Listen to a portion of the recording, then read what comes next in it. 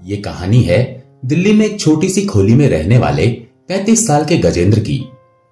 उसकी पत्नी मालती करीब 28-29 साल की थी और एक स्कूल में आया थी।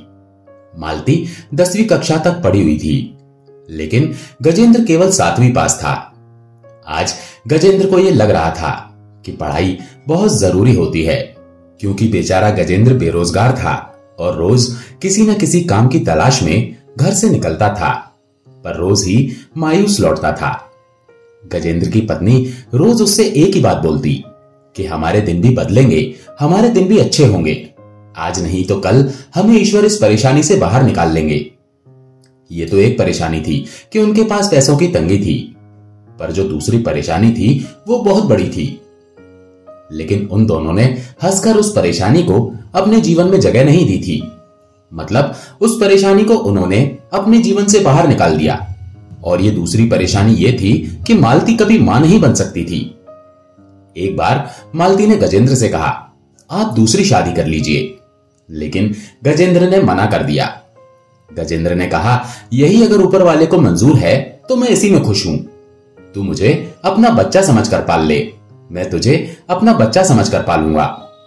वो दोनों एक दूसरे से बहुत प्यार करते थे और साथ ही एक दूसरे का बहुत सम्मान भी करते थे। वो इस परेशानी को, इस समस्या को अपने जीवन से बिल्कुल बाहर निकाल चुके थे, क्योंकि गजेंद्र ने यह सोच रखा था कि जिस दिन मैं कुछ कामयाब हो जाऊंगा उस दिन मैं एक बिटिया को गोद लूंगा। ऐसे ही उनके दिन बीत रहे थे। बस हर दिन एक आस बनती कि शायद आज का दिन अच्छा जाए, शायद आज नौकरी मिल जाए। लेकिन पता नहीं ईश्वर उनकी तरफ देख क्यों नहीं रहे। वो मायूस थे, लेकिन हार नहीं मान रहे थे। एक बार गजेंद्र दिल्ली में चांदनी चौक की गलियों में काम की तलाश में गया। वहां किसी ने यह बताया कि भाई, जब तक तुझे तेरे हिसाब का काम नहीं मिल रहा तब तक तू यहां पर बक्से चढ़ाने का काम क्यों नहीं कर लेता। यहां जो बक्से आते हैं उन्हें हम ट्रक में चढ़ाते हैं। यहां जो व्यापारी आते हैं उनका माल हमें यहां से रिक्शा में या कभी कभी ठेले पर बाहर रोड तक ले जाना होता है। इस काम के हमें 25-50 रुपए मिल जाते हैं। ये काम क्यों नहीं कर लेता। गजेंद्र ने कहा, भाई मुझे तो सब काम चलता है, आप मुझे रखो। उन्होंने कहा, यहां पर प्रतिदिन लोग आते हैं और प्रतिदिन काम करते हैं। यहां कोई महीने की तनख्वाह नहीं मिलेगी। तू ये नहीं सोचना कि मैं तुझे 5,000 10,000 दे दूंगा, ऐसा कुछ नहीं है। तू यहां रोज आएगा, यहां सामने बैठेगा, कोई आएगा, उसका माल चढ़ाना होगा, फिर तुझे काम मिल जाएगा। उसने कहा, सेठ जी मैं कल से आ जाता हूं।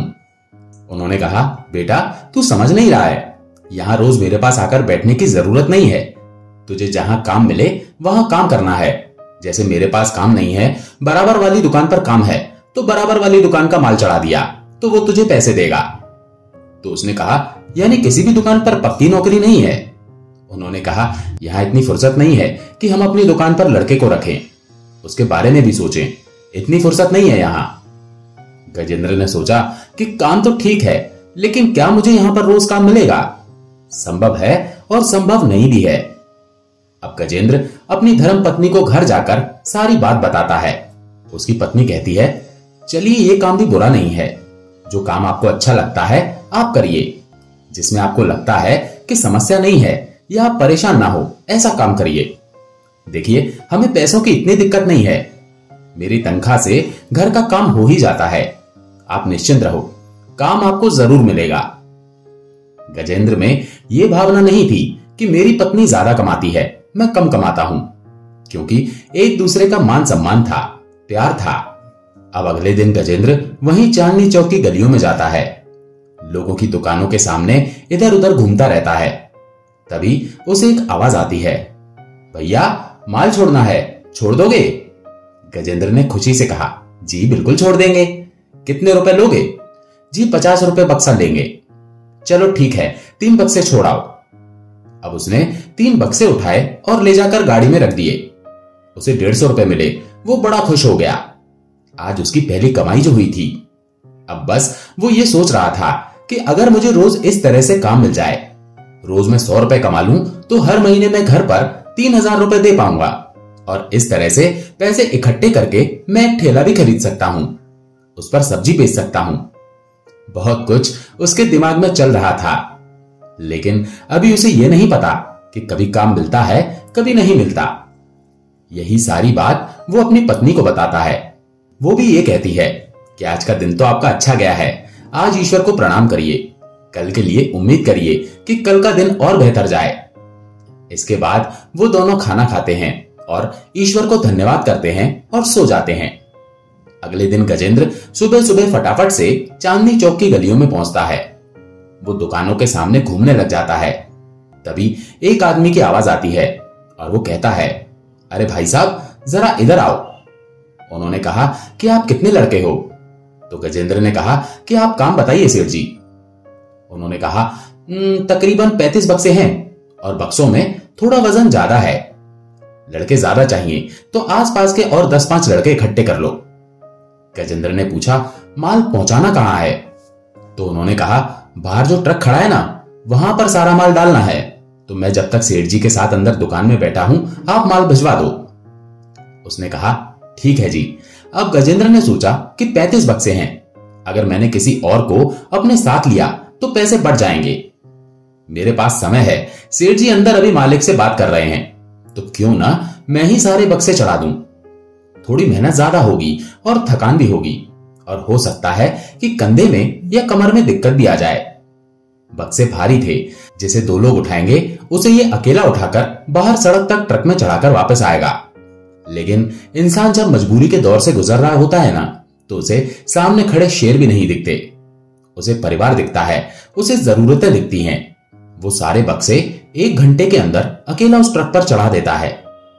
अब ये मालिक आते हैं और कहते हैं कि भाई, बक्से तो आपने चढ़ा दिए, बाकी के लड़के कहां हैं? तो जो दुकान मालिक है उसका एक लड़का कहता है, ऐसा है भाई साहब, सारे बक्से अकेला ये लेकर गया है, कोई और लड़का था ही नहीं। हमने तो इससे 3-4 बार पूछा कि भैया आप अकेले आ रहे हो, बाकी लड़के क्यों नहीं आ रहे? तो इसने कहा कि कोई मिला नहीं, तो मैंने सोचा कि अकेले ही चढ़ा दूं। अब वो बड़ी गाड़ी वाले सेठ जी बड़ी हैरानी से बोले, भैया तुमने सारा माल अकेले ही चढ़ा दिया, क्यों? उसने कहा, जी लड़का मिला नहीं। तो सेठ जी ने कहा कि आप झूठ बोल रहे हो, क्योंकि जो इंसान झूठ बोलता है वो बहुत सफाई से बोलता है, लेकिन जो कभी झूठ नहीं बोलता और वो झूठ बोल रहा हो तो वो आंख चुराता है। और बेटा, तू आंखें चुरा चुरा कर बात कर रहा है, मेरी आंखों में आंखें डालकर बोल कि कोई लड़का नहीं मिला। तो गजेंद्र ने मुंह नीचे करके हाथ जोड़कर कहा कि मैंने लड़के ढूंढे ही नहीं। उन्होंने कहा, तो फिर वजह बता, क्यों चढ़ाया तूने सारा माल अकेले? गजेंद्र ने कहा कि घर पर पैसों की जरूरत है और मुझे काम की। आपने जो काम बताया है, ये मानिए ये मेरी 1 महीने की तनख्वाह थी, तो मैं ये कैसे हाथ से जाने देता, इसीलिए मैंने सारे बक्से खुद ही चढ़ा दिए। अब उस आदमी को गजेंद्र की ये सादगी बहुत पसंद आ गई और उसने कहा कि बेटा, सच में कहीं काम नहीं करता, कोई नौकरी नहीं है तेरे पास? तो गजेंद्र ने कहा, अभी तो ऊपर वाला हमारी तरफ देख भी नहीं रहा है, इसीलिए बस मेहनत ही कर रहे हैं, अभी कुछ काम नहीं बन पा रहा। आपके पास कोई काम हो तो बताइए। उन्होंने कहा, अच्छा एक बात बता, गाड़ी चलाना आती है तुझे? गजेंद्र ने कहा कि हाँ, मुझे गाड़ी चलानी आती है, स्कूटर चलाना आता है। उन्होंने कहा, एक बात बता, यहां तू पल्लेदारी का काम कर रहा है, माल चढ़ा रहा है गाड़ी पर, तुझे गाड़ी चलानी कैसे आती है? तो गजेंद्र बताता है कि शादी से पहले मैंने अपने गांव में, हमारे एक दोस्त हैं, उनके किसी रिश्तेदार के पास एक गाड़ी थी, तो वो हम चोरी चुपके चलाया करते थे, वहीं सीखी थी और उसी के स्कूटर को भी मैं चलाता था, तो मुझे दोनों चीजें चलानी आती हैं। तकरीबन 7 साल हो गए नहीं चलाई, लेकिन हां चला सकता हूं। तो उन्होंने कहा, एक काम कर, ये माल तो गोदाम पर पहुंच जाएगा, तू मेरे साथ मेरी गाड़ी में बैठ। गजेंद्र ने पूछा, बाबूजी जाना कहां है? तू मेरे साथ बैठ तो सही, चिंता मत कर, मैं तुझे परेशान नहीं करूंगा, तू मेरे साथ चल। अब गजेंद्र ने सोचा कि पैसे क्यों नहीं मिले अभी तक, और ये कहीं ले जा रहे हैं। मन में डर था, बहुत सारे सवाल थे, चिंता थी। जैसे ही वो गाड़ी में बैठे तो वो गजेंद्र को उसके पैसे देते हैं कि भाई ये तुम्हारी मजदूरी के पैसे हैं। गजेंद्र बहुत खुश हुआ। अब वो दोनों पीछे वाली सीट पर ही बैठे थे और जो ड्राइवर था वो गाड़ी चला रहा था। वो ड्राइवर को बोले कि मम्मी पापा के घर ले लो।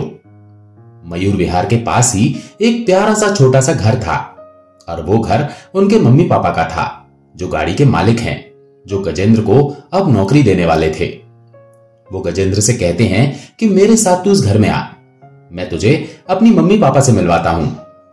उसने कहा, लेकिन मालिक, मैं उनसे मिलके क्या करूंगा? मैं समझ नहीं पा रहा कि आप नौकरी की बात कर रहे थे और मैं यहां आ गया। उन्होंने कहा, मेरे साथ चल तो सही अंदर। अंदर जाते हैं तो गजेंद्र देखता है कि मम्मी पापा काफी वृद्ध थे। जो पिताजी हैं वो छड़ी लेकर चलते हैं, सहारे से चलते हैं, और जो माताजी हैं वो थोड़ा ऊंचा सुनती हैं। और वो अंदर आता है और अपने माता पिता से कहता है कि मैं आपके लिए बुढ़ापे का सहारा लाया हूं। अभी गजेंद्र को और माता पिता को बिल्कुल समझ नहीं आया। वो दोबारा दोहराता है कि मैं आपके लिए बुढ़ापे का सहारा लाया हूं। इतना प्यारा नेक इंसान पूरे संसार में कहीं नहीं मिलेगा, और मुझसे दिल्ली की गलियों में टकरा गया। तो पिताजी ने पूछा, कौन है, कहां से आया है और ये क्या करेगा? तो उसने बताया कि इसका नाम गजेंद्र है, अब से ये आपके साथ रहेगा और मैं कल एक नई गाड़ी खरीदकर यहां पर दे दूंगा। आपको जब भी कहीं जाना होगा तो ये आपको उस गाड़ी में लेकर जाएगा। आप परेशान मत होइए। आप कभी कभी फोन करते हो, मैं कभी कभी गाड़ी नहीं भेज पाता, समस्या हो जाती है। मेरे पास ड्राइवर एक ही है, तो मैं कल एक नई गाड़ी खरीद कर आपको देता हूं। मम्मी पापा ने पहले मना किया, फिर उसने जिद की तो वो मान गए। अब गजेंद्र को यह आदमी बड़ा अच्छा लगा कि ये अपने माता पिता का कितना ख्याल रख रहा है। वो अपनी माताजी से कहता है कि रोज सुबह आप बालाजी मंदिर जाते हो, अब हनुमान जी की कृपा से हमें ये मिला है तो इसे जाने नहीं देंगे। आप इसे अपने पास रखिए, ये समझिए कि ये आपका छोटा बेटा है।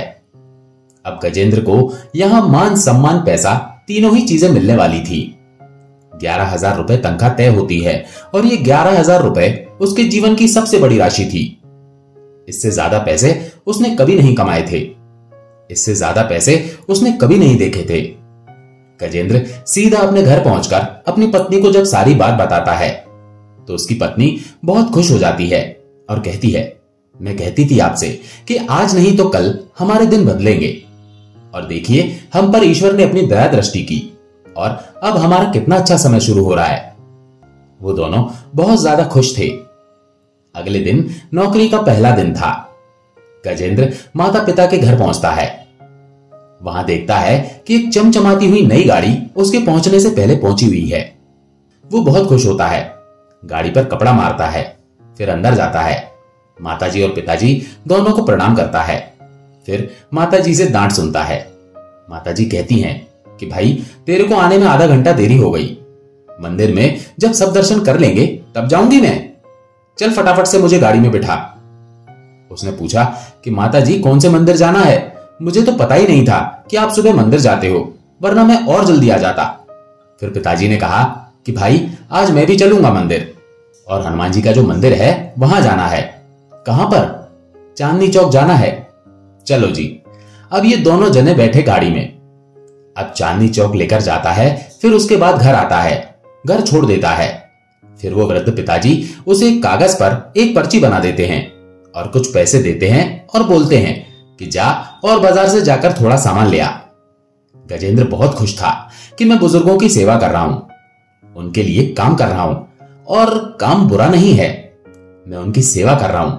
मेरे माता पिता होते तो उनकी भी मैं सेवा ही करता। अब वो उनकी मन से, पूरी ईमानदारी से उनकी बहुत अच्छे से सेवा कर रहा था। ऐसा नहीं था कि सिर्फ पैसों का लालच हो, वो मन से भी अच्छा था, सच्चा था। अगर कभी 2 रुपए भी बच जाते तो वो लौटा देता, मतलब चोर तो बिल्कुल भी नहीं था। अब माता जी से रोज डांट पड़ती थी। वो कहती, तेरे से कहा था कि घर से रोटी लेकर नहीं आएगा, यहां पर बनाएगा, हमें खिलाएगा और यहीं हमारे सामने खाएगा। घर से क्यों लाता है, क्यों परेशान करता है बहू को, और घर के लिए रोज रात को यहां से बनाकर लेकर तू जाएगा, बहू नहीं बनाएगी। उसने कहा, माताजी लेकिन मेरे पहुंचने से पहले वो बना लेती है। तो वो कहती हैं कि ठीक है, फिर उसे मना कर दे कि सुबह का खाना वो बनाएगी और रात का खाना तू बनाएगा। अब ये बड़ा हंसता है कि डांट तो मुझे ऐसे पड़ती है जैसे सच में ये मेरे माँ बाप हों, लेकिन उसे कोई आपत्ति नहीं थी, कोई परेशानी नहीं थी। काफी दिन बीत जाने के बाद एक दिन वो माताजी को मंदिर लेकर जाता है और बाहर खड़ा होता है। माताजी सीढ़ी चढ़कर अंदर जाती हैं फिर पलटकर वापस आती हैं और पूछती हैं कि भाई तू यहां क्यों खड़ा है? मैं कई दिन से देख रही हूं तू मंदिर तक आता है, गाड़ी के पास खड़ा रहता है, अंदर नहीं जाता। क्यों नहीं जाता अंदर? तो गजेंद्र ने कहा, मैं क्या करूंगा अंदर जाकर, आप जाओ, मैं यहां बाहर गाड़ी की सुरक्षा कर रहा हूं। माताजी ने कहा, पूरे संसार में एक तेरी गाड़ी रह गई है जो कोई उठाकर भाग जाएगा, चल अंदर। उसने कहा, नहीं माताजी, मैं मंदिर में, मैं यहीं ठीक हूं, यहां पर। उन्होंने कहा, ठीक है, फिर कल से काम पर मत आना। ये क्या बात हुई? ये तो खड़े खड़े मुझे नौकरी से निकाल दिया, मेरे सारे सपनों पर पानी फेर दिया। तो माताजी कहती हैं कि अब सोच ले, या तो नौकरी पकड़, मेरे साथ अंदर चल मंदिर में, हनुमान जी के आगे माथा टेक, बालाजी से मांग जो तुझे मांगना है, और कह कि मेरा बहुत अच्छा समय कर दो, वो कर देंगे, और प्रसाद ले और वापस मेरे साथ आ, और रोज आएगा अंदर। माताजी की बात मानकर आज वो पहली बार मंदिर के अंदर आया।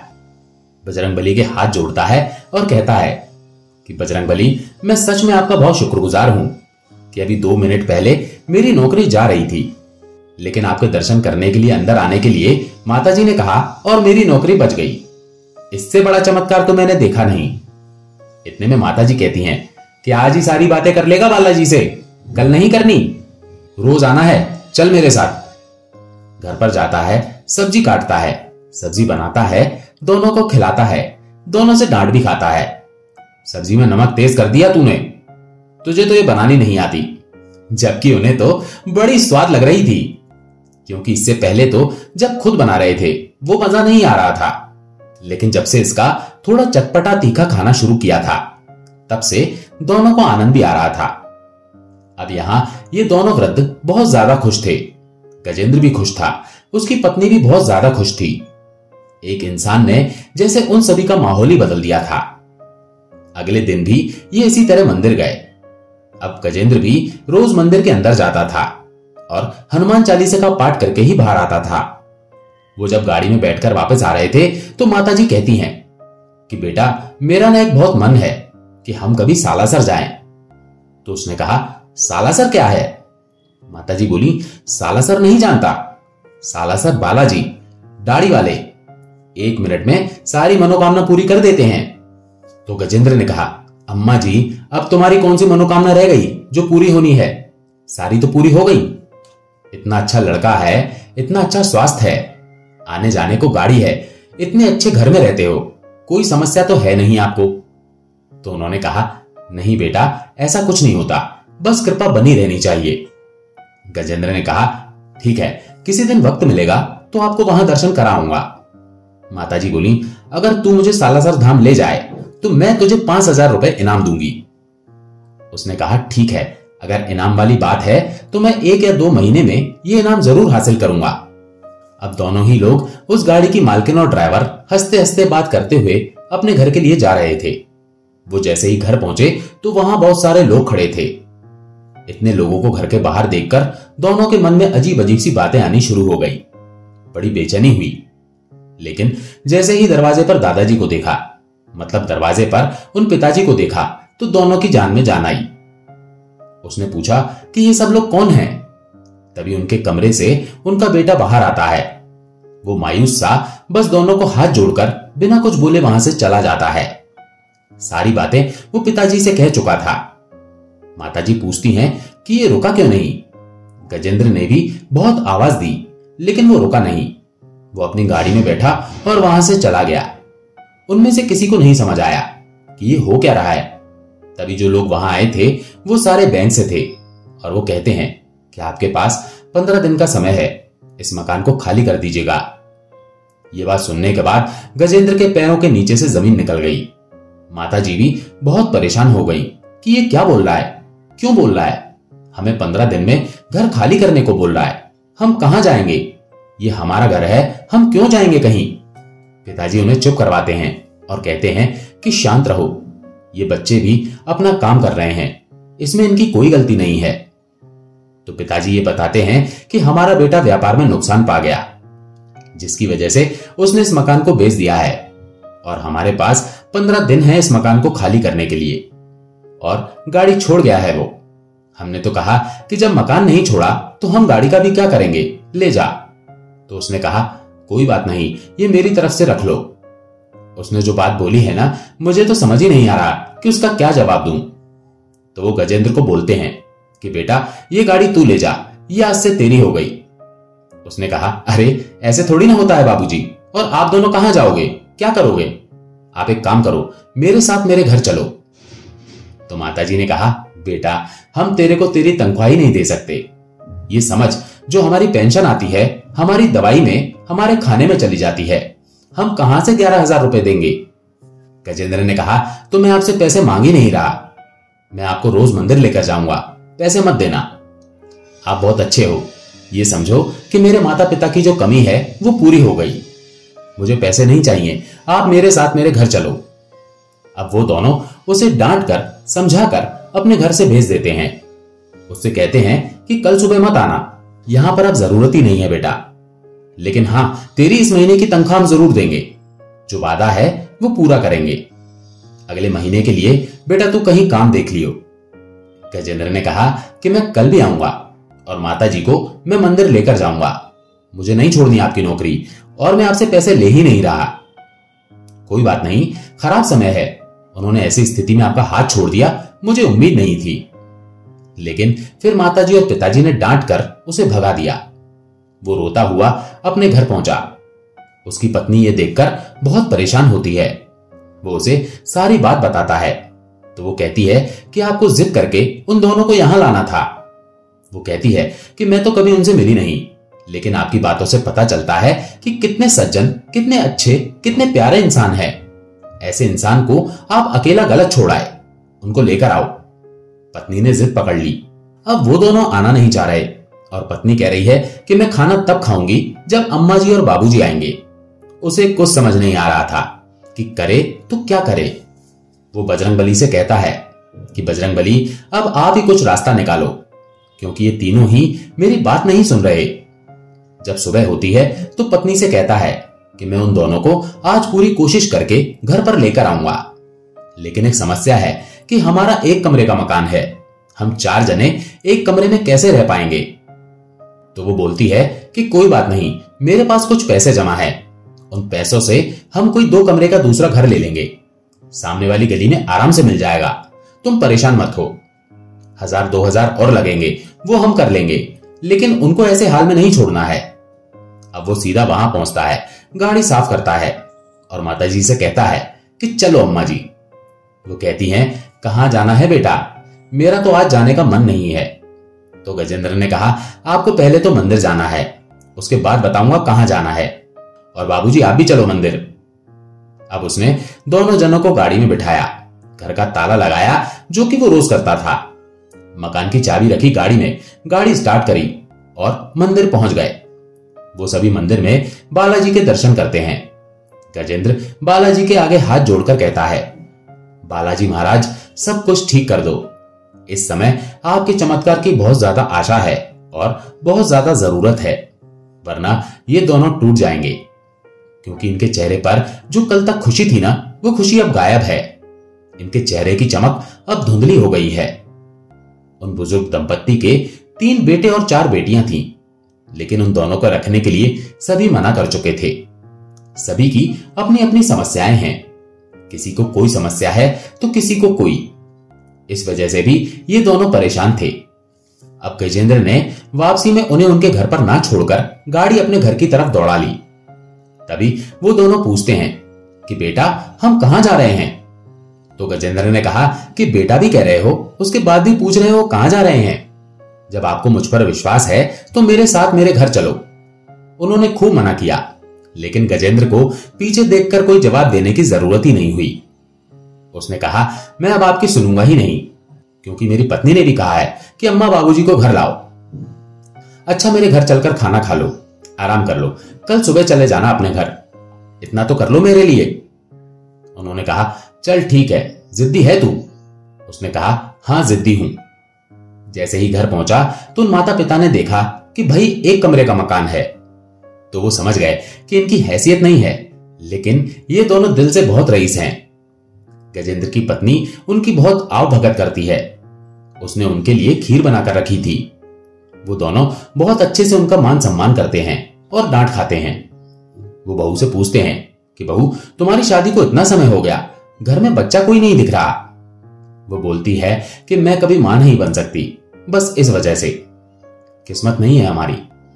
तो उन्होंने कहा, ऐसे थोड़ी ना होता है, दाढ़ी वाले के पास चलो, दाढ़ी वाले के आगे हाथ जोड़ो, मन्नत मांगो, तुम्हारी मुराद पूरी होगी, झोली भर देगा।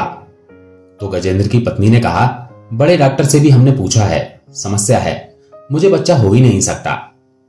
माताजी गजेंद्र को बुलाकर कहती हैं, एक काम कर भाई, कल सुबह हम सालासर बालाजी जाएंगे। गजेंद्र कहता है, ठीक है, मैं सुबह गाड़ी तैयार करके रखूंगा। माताजी कहती हैं, जो भी करना है अभी कर ले, हम सुबह 4 बजे निकल जाएंगे। उसने कहा, बात क्या हुई?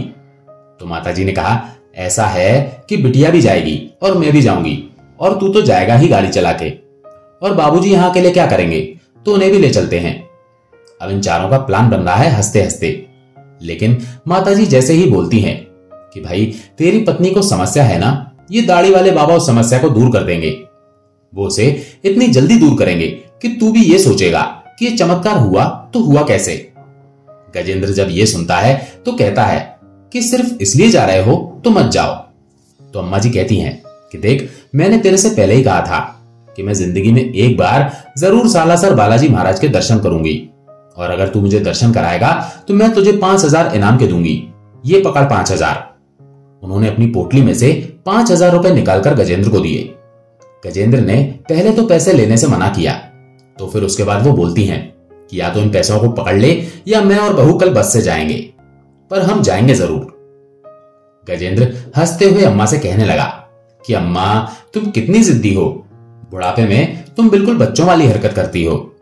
माताजी कहती हैं, अब तुझे जो समझना है समझ ले, मैं तो कल जा रही हूं, तू चलता है तो चल, नहीं तो मत चल। अब गजेंद्र ने पैसे लिए और अपनी जेब में रखे और कहा, अच्छा ठीक है। अब सुबह सुबह ये सारे जने गाड़ी में तैयार होकर बैठते हैं, बालाजी का नाम लेते हैं और सीधा पहुंचते हैं सालासर बालाजी महाराज के यहां। आपको ये बात तो पता ही होगी कि जब भी आप सालासर जाते हैं तो अंजनी मां के भी दर्शन करने बेहद जरूरी हैं, और अगर सिर्फ और सिर्फ अंजनी मां के दर्शन करके आप आ जाते हैं तो भी बालाजी आप पर कृपा करते हैं। लेकिन अगर सिर्फ सालासर बालाजी होकर आते हैं और अंजनी मां के मंदिर नहीं जाते हैं तो आपकी मनोकामना थोड़ी सी अधूरी रह जाएगी, या ये भी कह सकते हैं कि आपकी यात्रा अधूरी रह गई। ऐसा माना जाता है कि मां के दर्शन कर लिए तो पुत्र के हो गए, लेकिन सिर्फ पुत्र के दर्शन करके चले गए तो पुत्र को तो बुरा लगेगा कि आपने मां के सामने माथा नहीं टेका। अब होता यह है कि ये सभी सालासर बालाजी पहुंचते हैं, वहां जाकर हाथ जोड़ते हैं, वहां माताजी प्रार्थना करती हैं और मन में मांगती हैं, हे सालासर महाराज, ये जो मेरे साथ बिटिया आई है इसकी झोली भरनी है, और मैं आपके पास दोबारा आना चाहती हूं यहां पर इसके साथ खुशखबरी लेकर। मेरा तो वक्त हो गया है, मैं वृद्ध हूं, आज हूं ना हूं, लेकिन ये बिटिया जरूर आनी चाहिए खुशखबरी आपको सुनाने के लिए, वरना देखो मैंने तो सबके आगे बोल दिया है कि आप चमत्कार करते हो, आप सबकी सुनते हो। मेरे पास तो एक आपकी छोटी सी तस्वीर थी, आप मेरी उस तस्वीर से भी बात सुन लिया करते थे, तो अब तो मैं यहां खुद आ गई, तो मेरी नाक मत कटवा देना। वो इसी तरह उनसे बात करती थी। इधर गजेंद्र और उसकी पत्नी सालासर बालाजी महाराज के आगे बोलते हैं, ये जो हमारे साथ आए हैं अम्मा बाबूजी, इन पर दया दृष्टि करो, ये वृद्ध हैं और इस समय इन्हें बहुत ज्यादा आपकी या अपनों की जरूरत है। हम इनको बहुत ज्यादा खुशियां नहीं दे सकते, ये कहां हैं हम कहां हैं, लेकिन फिर भी ये हमारे साथ एडजस्ट कर रहे हैं। मतलब ये मानिए कि इनको इनके परिवार की जरूरत है, तो कुछ कमाल करिए, इन दोनों को सहारा दीजिए। उन्होंने अपने लिए कुछ नहीं मांगा। अब सभी लोग गाड़ी में बैठे और वापस चल दिए। जैसे ही अपने घर पहुंचते हैं तो देखते हैं कि वहां माता पिता का जो बेटा है वो अपनी गाड़ी से आया हुआ है और बड़ा बेचैन है। गजेंद्र गाड़ी रोकता है, उतरता है और सेठ जी के आगे हाथ जोड़ता है और पूछता है, सेठ जी आप यहां कैसे, सब कुछ ठीक तो है? उसने कहा, सब कुछ ठीक है, और वो गजेंद्र के गले लग गया। गजेंद्र को समझ नहीं आया कि ये क्या हुआ। माता पिता भी गाड़ी से उतरते हैं। वो कहते हैं कि क्या हुआ, सब ठीक तो है? वो आदमी अपने माता पिता के पैर छूता है और रोते रोते कहता है कि मेरे को बहुत ज्यादा शर्म आ रही है, मैंने बहुत ज्यादा गलत किया और मैं अपने ही कुछ लोगों के बहकावे में आ गया था। जो मेरे ऊपर बैंक ने एक तरह से केस किया था, मेरे जो पैसे थे वो बैंक की ही किसी कैलकुलेशन की वजह से समस्या थी, जबकि मेरी तरफ से कोई समस्या नहीं थी। मैंने कोई भी काम गलत नहीं किया था, तो वो मकान वापस मिल गया है और मेरे ऊपर से सारी परेशानियां हट गई हैं। मुझे जो पैसे लौटाने थे या देने थे वो असल में मेरा कर्जा था ही नहीं। उस समस्या से मैं बच गया हूं। मैं हाथ जोड़कर विनती करता हूं कि आप अपने घर वापस चलिए। अब यहां गजेंद्र और उसकी पत्नी दोनों बड़े आश्चर्यचकित हुए कि अभी हमने दाढ़ी वाले बाबा से कुछ मांगा है और वो पूरा भी हो गया। काश हमने अपने लिए भी कुछ मांग लिया होता। अब वो बूढ़ी अम्मा हंस के कहती हैं कि अरे, तुम दोनों ने अपने लिए भी कुछ मांगा या हमारे लिए ही मांग कर आ गए? गजेंद्र कहता है कि अम्मा, आपको कैसे पता? तो उन्होंने कहा, अरे बेटा, मैं बहुत ज्ञानी हूं, मुझे सब पता है। जिस तरह की तुम आव भगत करते हो, मान सम्मान करते हो, इससे सबका मन तो दिख ही जाता है। अब तू हमारी परवाह कर रहा है, अब देखना दाढ़ी वाला तुम्हारी कितनी जल्दी परवाह करेगा। मैं बहुत ज्यादा गुस्से वाली हूं, मेरी बात उसे माननी पड़ेगी। अब सब हंसने लगे। पहले तो उन्होंने बहुत ज्यादा मना किया कि नहीं जाएंगे हम उस घर में, लेकिन फिर गजेंद्र और उसकी पत्नी को भी अपने साथ रखने का वादा किया। तब वो उस घर में शिफ्ट हुए। अब गजेंद्र और वो दोनों वृद्ध उसी घर में रहने लगे और 2 या 3 महीने बीते कि गजेंद्र की धर्मपत्नी गर्भवती हो गई। अब ये बात सुनकर गजेंद्र और अम्मा बहुत ज्यादा खुश हुए, क्योंकि एक ऐसा चमत्कार था जो कि किसी भी तरह से होना संभव नहीं था। साइंस ने बहुत ज्यादा तरक्की कर ली है। डॉक्टर जो बोलते हैं वो एक पत्थर की लकीर है, लेकिन जब बालाजी की बात आ जाए ना, तो पता नहीं ऐसी कितनी ही करोड़ों लकीरें उन्होंने मिटा दी हैं, वो भी बस चुटकियों में। तो दोस्तों, आशा है ये कहानी आपको पसंद आई होगी। अगर पसंद आई हो तो वीडियो को लाइक करके कमेंट में जय बालाजी सरकार जरूर लिखें। चैनल पर अगर पहली बार आए हैं तो चैनल को सब्सक्राइब जरूर करें। जय श्री राम।